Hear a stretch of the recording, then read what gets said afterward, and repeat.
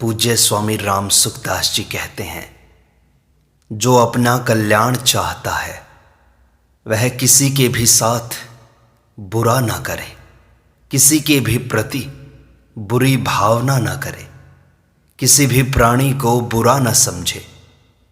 यह व्रत ले ले कि मैं किसी को भी बुरा नहीं समझूंगा, किसी का भी नुकसान नहीं करूंगा और किसी का भी बुरा नहीं चाहूंगा। यह नियम ले लें, पक्का विचार कर लें। आपको कोई आदमी बुरा कहता हुआ दिखाई देता है तो क्या वह अपनी पत्नी, पुत्र आदि का भी बुरा करता है? तात्पर्य है कि सर्वथा कोई बुरा नहीं हो सकता, पर सर्वथा भला हो सकता है। बुरा तो उसे ही कह सकते हैं जो सर्वथा बुरा ही बुरा करता हो। हमारे स्वरूप में कोई बुराई नहीं है। चेतन अमल सहज सुख राशि, सबका स्वरूप निर्दोष है। दूसरी बात, दूसरे को बुरा मानने का आपको क्या अधिकार है? क्या आपको दूसरों की बुराई देखने का अधिकार मिला हुआ है? दूसरा आपके साथ बुराई कर रहा है तो क्या आपके द्वारा कभी किसी का बुरा नहीं होता? अपनी बुराई को आप क्षमा कर देते हैं। वास्तव में क्षमा दूसरों की होती है। किसी में भी बुराई की स्थापना मत करो, न दूसरों में न अपने में। अपने को बुरा मानोगे तो आप बुरे हो जाओगे, क्योंकि ईश्वर का अंश होने से आप सत्य संकल्प हो। रावण बुरा था तो क्या सबके लिए बुरा था? बुरे से बुरे व्यक्ति में भी भलाई होती है। रावण ने वेदों पर भाष्य लिखा था, रावण संहिता की रचना की थी। दूसरे को बुरा मानने से हमारा, दूसरे का और संसार का नुकसान है। दूसरे को बुरा मानना अपराध है। अपराध पाप से भी भयंकर होता है। अपराध दंड भोगने पर भी नष्ट नहीं होता, अपितु जिसका अपराध किया है उसके क्षमा करने पर ही नष्ट होता है। किसी का बुरा करोगे तो उसका तो बुरा होने वाला ही होगा, पर आपके अंदर नई बुराई आ जाएगी। अपना कर्तव्य ही अपना धर्म है। जिसे कर सकते हैं और जिसे करना चाहिए वह कर्तव्य होता है। जिसे कर न सकें और जिसे नहीं करना चाहिए वह कर्तव्य नहीं होता। कर्तव्य कभी कठिन नहीं होता। वास्तविक धर्मात्मा को किसी की गरज नहीं होती, अपितु दुनिया को ही उसकी गरज होती है। निषिद्ध कर्म का त्याग कर दें तो विहित कर्म का अनुष्ठान स्वतः होगा। हमें जो बर्ताव बुरा लगता हो उसे दूसरों के साथ भी मत करो। जो नहीं करना चाहिए उसे करते हैं, यही तो बंधन है। जब आप किसी से भी बुरा बर्ताव नहीं चाहते तो फिर दूसरे से बुरा बर्ताव करने का आपको क्या अधिकार है? जब आप चाहते हैं कि कोई मुझे बुरा न माने तो फिर आपको दूसरे को बुरा मानने का क्या अधिकार है? आप ऐसा करके अपने ही ज्ञान की हत्या करते हैं। शुद्धि स्वतः है, अशुद्धि बनावटी है। मुक्ति स्वतः है, बंधन बनावटी है। भलाई स्वतः है, बुराई बनावटी है।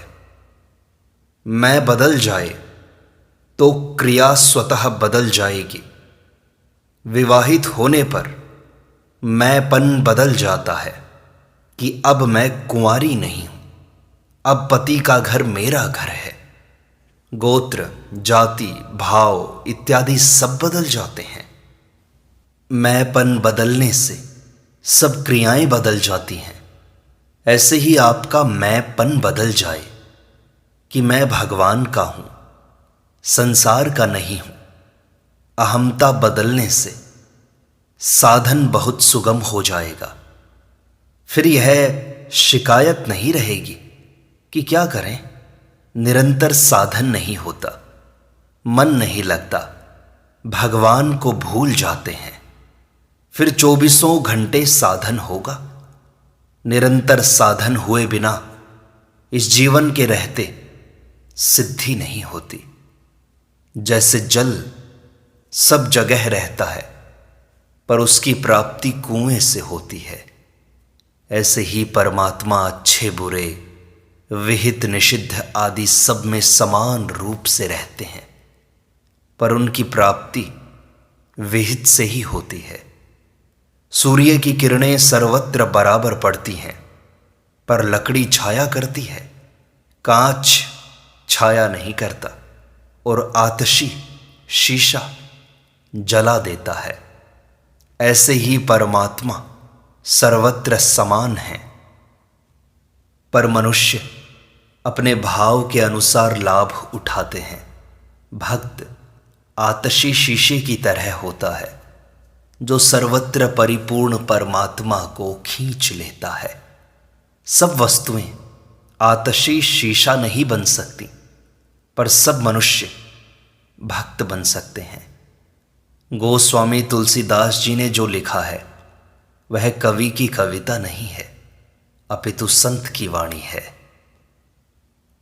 हमारा स्वभाव तब सुधरेगा जब हम अपने प्रति न्याय करेंगे, अपने को दंड देंगे और दूसरे को क्षमा करेंगे। पुत्र, शिष्य इत्यादि पर भी पहले शासन न करके उन्हें प्रेम से समझाएं। प्रेम से न समझें तब उन पर शासन करें। हमारे दुख का कारण कोई दूसरा नहीं है। दुख होता है तो वह आपकी भूल का फल है। भगवान की ऐसी कृपा है कि वे पात्र को तो मिलते ही हैं, अपात्र को भी मिलते हैं, कुपात्र को भी मिलते हैं। आप अपने को देखें कि भगवान की कृपा से हमने कहाँ जन्म लिया, कहाँ चले गए, क्या चाहते थे, क्या हो गए, कैसे थे, पर कैसा सत्संग मिल गया। भगवान हमसे प्रेम करते हैं, इसकी पहचान यह है कि हमें सत्संग मिल गया। सत्संग हमारे पुरुषार्थ से नहीं मिलता, केवल भगवत कृपा से मिलता है। एक मार्मिक बात है कि अचानक कभी भगवान की याद आ जाए तो समझें कि भगवान मुझे याद कर रहे हैं। उस समय विशेष रूप से सब काम छोड़कर भगवान में लग जाना चाहिए। कोटिम त्यक्त्वा हरिम स्मरेत। नाम जप, कीर्तन, सत्संग, पाठ आदि किसी भी तरह से भगवान में मन लगना चाहिए। आप सब जीवन मुक्त हैं तथा भगवान को प्यारे हैं। सब मम प्रिय, सब मम उपजाए। संसार का बंधन आपका माना हुआ है नहीं, तभी वह कटता है। हमारा बंधन भगवान के साथ है। भीतर से स्वीकार कर लें कि हम भगवान के हैं, यह सच्ची बात है। सच्ची बात को स्वीकार करना ही ज्ञान है, मुक्ति है, भक्ति है। सत्य को स्वीकार करना हो तो दूसरे को सामने मत रखो, अपने को सामने रखो। दूसरे को सामने रखोगे तो सत्य नहीं मिलेगा। शरीर को आपने ही अपना मान रखा है और शरीर अपना नहीं है, यह भी आपको ही मानना है। अब तक शरीर को अपना मानकर आपने क्या नफा उठाया है, सोचो तो सही। वासुदेवः सर्वम में वाग विवाद या मतभेद नहीं है, ज्ञान में मतभेद होता है, प्रेम में मतभेद नहीं होता। प्रेम मतभेद को खा जाता है। मत में भेद होता है, प्रेम में भेद नहीं होता। प्रेमाद्वैत बहुत विलक्षण चीज है। जब तक संसार की सत्ता रहेगी तब तक भेद नहीं मिटेगा। जब तक संसार और परमात्मा, त्याज्य और ग्राह्य, ये दो रहेंगे तब तक प्रेम नहीं हो सकता। जब तक यह वृत्ति रहेगी कि मन को संसार से हटाएं और परमात्मा में लगाएं, तब तक मन का सर्वथा निरोध नहीं होगा। जब तक दो का विभाग रहेगा तब तक मन का निरोध बड़ा कठिन है। पर जब दूसरा कोई है ही नहीं तब मन कहाँ जाएगा। जब एक प्रभु के सिवाय कुछ है ही नहीं तो फिर मन को कहाँ से हटाएंगे और कहाँ लगाएंगे।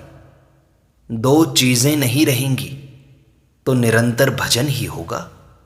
भजन के सिवाय क्या होगा। विवेक मार्ग में नित्य अनित्य, सत असत, जड़ चेतन, दो चीजें रहेंगी। वस्तु पास में रखना दोष नहीं है, पर उसका सहारा नहीं होना चाहिए। भगवान की रची हुई वस्तुएं सबको सुख देने वाली हैं। पृथ्वी सबको स्थान देती है। जल सबकी समान रूप से प्यास शांत करता है। सूर्य सबको बराबर प्रकाश देता है।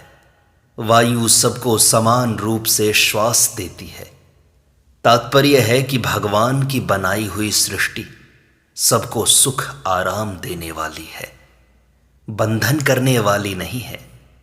भगवान की माया को अपना मान लिया, यह बेईमानी है। इस बेईमानी से बंधन होता है। साधक दो तरह के होते हैं। एक में स्वाभाविक ही त्याग वैराग्य रहता है और दूसरे सत्संग सुनकर, पुस्तकें पढ़कर भगवान में लगते हैं। ऐसे दूसरी तरह के साधकों की सत्संग के समय जैसे वृत्ति रहती है वैसी दूसरे समय में नहीं रहती। सत्संग का असर धीरे धीरे उतर जाता है और वे पुनः भोगों में लग जाते हैं। उनकी यह शिकायत रहती है कि सत्संग से कोई लाभ नहीं हुआ, पर वास्तव में ऐसी बात है नहीं। उनमें एक परिवर्तन जरूर होता है। काम क्रोध आदि का वेग पहले जितनी जोर से आता था उतनी जोर से अब नहीं आता। पहले वे जितनी देर ठहरते थे उतनी देर अब नहीं ठहरते। पहले वे जितनी जल्दी आते थे उतनी जल्दी अब नहीं आते। सत्संग करने से इन तीनों बातों में फर्क पड़ता है। जैसे वर्षा होने पर खेती में एक नयापन आ जाता है, हरियाली आ जाती है, ऐसे ही सत्संग मिलने पर साधक के हृदय में एक नयापन आ जाता है। सत्संग कराने वाला वक्ता जितना अनुभवी होता है उतना दूसरों को अधिक लाभ होता है। अनुभवी पुरुष की वाणी गोली भरी बंदूक की तरह है, जो चोट करती ही है। उसकी वाणी से दूसरों का जीवन बदल जाता है। जादू टोना, मलिन मंत्र उस पर असर करते हैं जो अपवित्र रहता है। कलयुग ने अपवित्र अवस्था में ही राजा नल में प्रवेश किया था।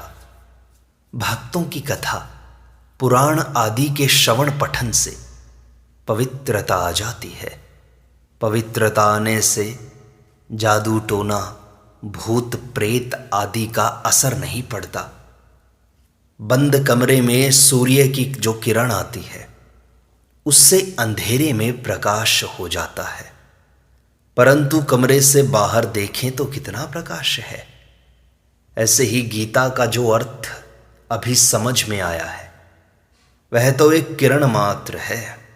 वास्तव में गीता कितनी विलक्षण है, अद्भुत है। मनुष्य अपने अपने कर्तव्य का पालन करें तो कल्याण स्वतः सिद्ध है। भगवान ने अपनी प्राप्ति के लिए मनुष्य शरीर दिया है। तो प्राप्ति की सामग्री भी दी है, स्वतंत्रता भी दी है। मात्र मनुष्य अपना कल्याण कर सकते हैं और सुगमता से कर सकते हैं, प्रत्येक परिस्थिति में कर सकते हैं। परिस्थिति को मिटाना या बदलना अपने हाथ की बात नहीं है, उसका सदुपयोग करना हमारे हाथ की बात है। अनुकूल प्रतिकूल दोनों ही परिस्थितियों के सदुपयोग से अपना कल्याण कर सकते हैं। परिस्थिति बदलने की आवश्यकता नहीं है। कल्याण के लिए नई परिस्थिति की जरूरत नहीं है। केवल दूसरे के हित के लिए सब कर्म करें तो कल्याण हो जाएगा। स्त्री पुरुष एक दूसरे को परवश न करें और अपने अपने कर्तव्य का पालन करें। मनुष्य का एक निश्चय होना चाहिए। वह एक निश्चय परमात्म प्राप्ति का ही हो सकता है, क्योंकि परमात्मा एक है। संसार का एक निश्चय नहीं हो सकता। भोग और संग्रह में प्रारब्ध की प्रधानता है, पुरुषार्थ की गौणता है। धर्म और कल्याण में पुरुषार्थ की प्रधानता है, प्रारब्ध की गौणता है।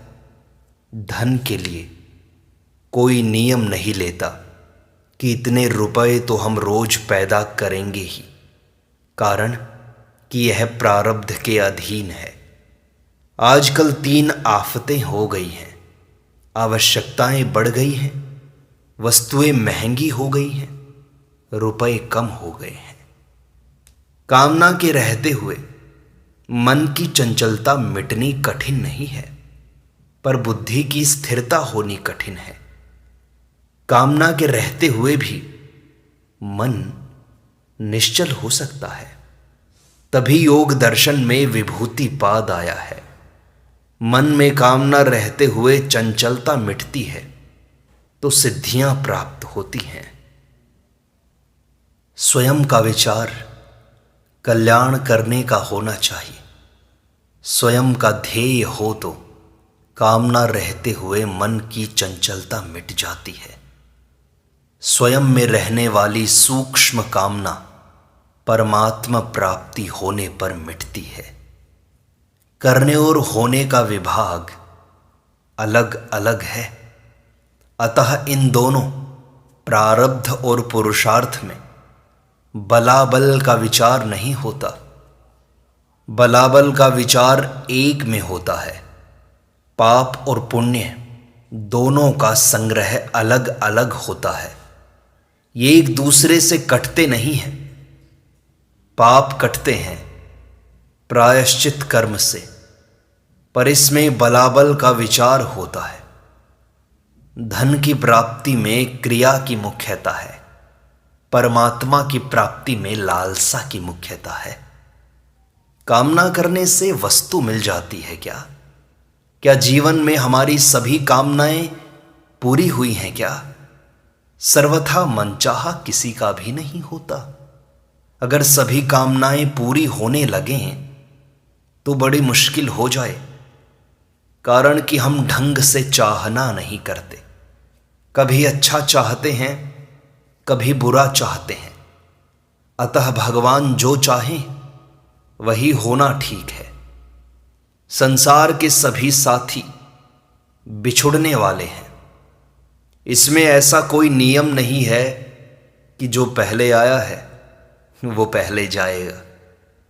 सत्संग में आने वाले जितने हमारे हैं उतने घर में रहने वाले हमारे नहीं हैं, कारण कि सत्संग में हमारा संबंध किसी व्यक्ति के साथ नहीं है। हमारा संबंध केवल और केवल परमात्मा के साथ है। और सत्संग में आने वाले परमात्मा की तरफ चलने वाले हैं, मुक्ति पाना चाहते हैं, परमात्मा की शरण पाना चाहते हैं। वास्तव में परमात्मा के नाते प्राणी मात्र हमारे साथ एक है, पर बाहर से कोई अपना नहीं है। इस बात को गहरे मन में बैठा लें। लेने से पुनर्जन्म लेना पड़ता है, कारण कि लेने वाले को देना पड़ता है, कर्जा उतारना पड़ता है। दूसरे को दुख दोगे तो भजन में मन नहीं लगेगा, और सुख दोगे तो भजन में मन लगेगा। दूसरे को दुख देने से हृदय कठोर होता है, और सुख देने से हृदय पिघलता है।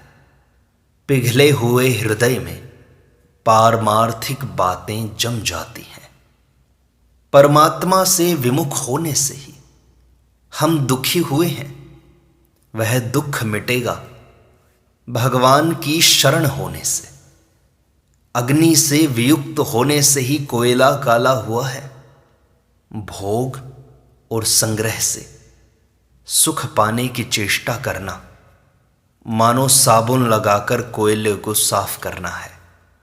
कोयला साफ होगा अग्नि से संबंध होने पर। भोग और संग्रह से आज तक एक भी व्यक्ति सुखी नहीं हुआ, एक भी। भोगी व्यक्ति नींद के बिना नहीं रह सकता, पर भजन करने वाले को नींद बुरी लगती है। नींद में संसार को भूलने से सुख मिलता है, निरोगता आती है, ताजगी आती है। अगर संसार को भीतर से त्याग दें तो महान आनंद है। संसार की रुचि तो अरुचि में बदलती ही है, पर भगवान की रुचि अरुचि में नहीं बदलती। भगवान की रुचि तो बढ़ती ही रहती है। भगवान के भजन में नींद भी बाधक दिखाई देती है। भोगियों के लिए नींद मित्र है, और भजन करने वालों के लिए नींद वैरी है। यह दोनों में प्रत्यक्ष अंतर है। अपने लिए, संसार के लिए और भगवान के लिए, सबके लिए उपयोगी हो जाओ। यह अधिकार केवल मनुष्य को है। यह भगवान का मनुष्य शरीर से पक्षपात है। भगवान ने इतनी समझ, सामग्री, समय तथा सामर्थ्य दिया है कि मनुष्य एक जन्म में कई बार अपना कल्याण कर सकता है। इसलिए जितना हो सके परमात्म प्राप्ति की तरफ चलो, मुक्ति की तरफ चलो। संसार के भोगों में कुछ नहीं रखा। किसी की एक भी कामना तृप्त नहीं हुई। यदि वह तृप्त हुई तो उससे बड़ी कामना उसके मन में प्रकट हो गई। इसलिए कामना का स्वभाव समझो, वह कभी मिटने वाली नहीं है। कामना को छोड़ना कठिन है। इसलिए कामना का त्याग करके भगवान की शरण में चले जाओ तो मुक्ति संभव है, आनंद संभव है। सत्संग का यह भाग यहीं संपूर्णता को प्राप्त होता है। शेष अगले अंक में।